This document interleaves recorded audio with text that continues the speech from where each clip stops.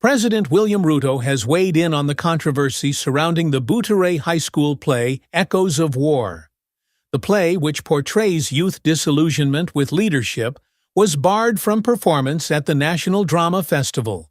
Equally protect all our children from pedophiles, from drug peddlers, and from those who want to corrupt our children and teach them to hate their parents or their teachers or their leaders or their nation.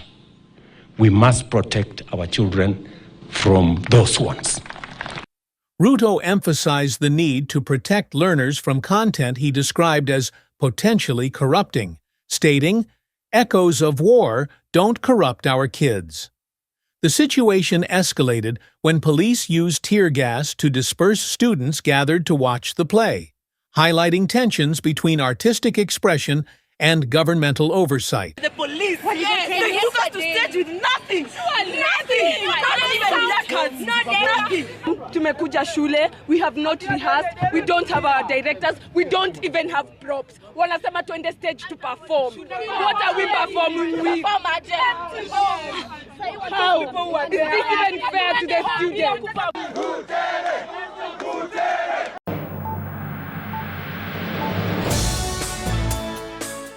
Wiper Party leader Kalonzo Musyoka has expressed skepticism over the official explanation of engine failure in the helicopter crash that claimed the life of ex-KDF boss Francis Ogolla.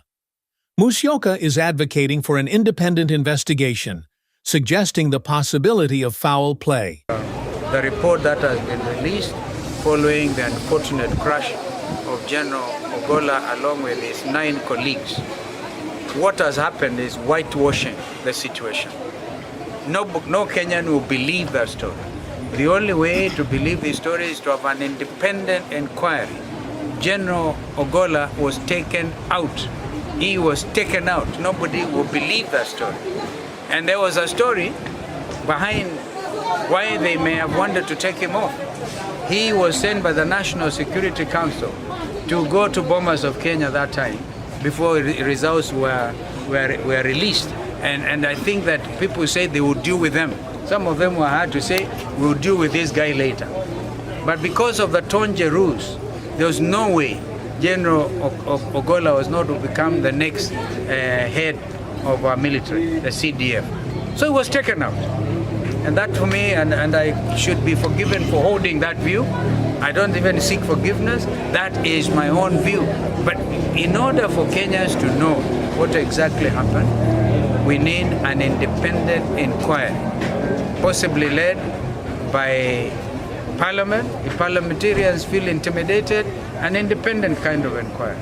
Because we cannot have a culture where military leaders are taken out, political leaders are taken out. These helicopter crashes must end. This country will remain a democracy. And nobody is going to have to claw back on our democratic gains under our constitution. So our guiding document, Constitution 2010, unfortunately those in authority we know opposed it. Maybe they opposed it for such times as this. And unfortunately they have sworn to uphold the document, which also has also protected them.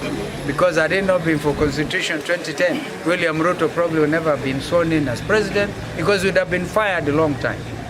So these are some of the truths. Thank you. Former Deputy President Rigathi Gachagua has renewed his critique of President Ruto's administration, reiterating his one-term rhetoric. Gachagua's comments have stirred discussions about internal dynamics within the ruling coalition. He called me myself when we disagreed and said, I cannot work with you. I would like you to resign. And if you don't, I'll impeach you. And later on in the interview, I'll tell you why we disagreed.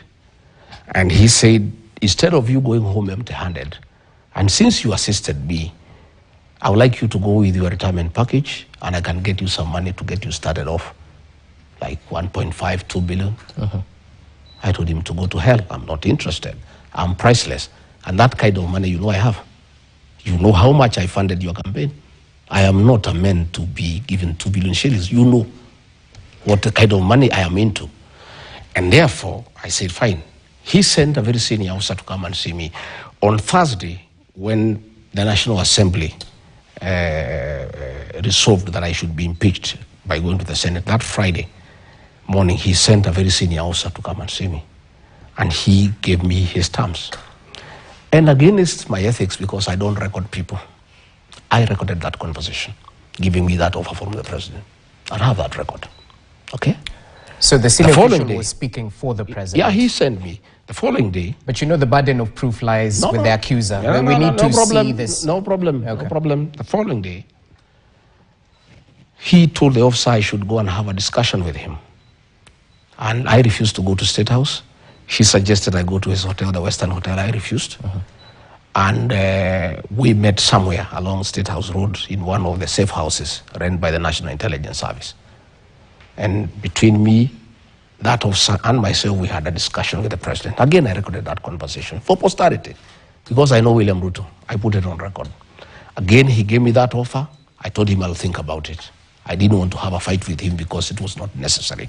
That officer persuaded me that I should listen to the president. And because he's a man from home, he said, it doesn't matter, whatever it is, just listen to what he has to say. Who is this officer? No, I don't want to... For the sake of our public, you call for an interview, you have to... Let me explain. So I said no, I declined. The day I went to the Senate, the first day, that officer again was dispatched by the president. And I refused to see him, but after consultation with my counsels, I agreed to see him. Again, he brought me another offer. I recorded. I am very conflicted. That officer is an innocent man. He's an emissary of the president. He is in service. If I expose him now, he will lose his job. He will be in very difficult circumstances. So on discussion with my family and lawyers, we have agreed that when he retires, and it's not very long from now, we'll be able to release that information. And I have done that because I know his family and I don't want to jeopardize his position. And because he did not come on his free will, he serves the president and he cannot be able to argue with him. I'll have that information. It is ready, it's well stored, and I would like to tell these people not to try to come and read here to get it. It's not here. I've stored it nicely with somewhere, and it's in good position. Allow me to reel you in, because you're a truthful man, as you say. At the end of the day, if you're giving us allegations, you have to substantiate. I don't have to.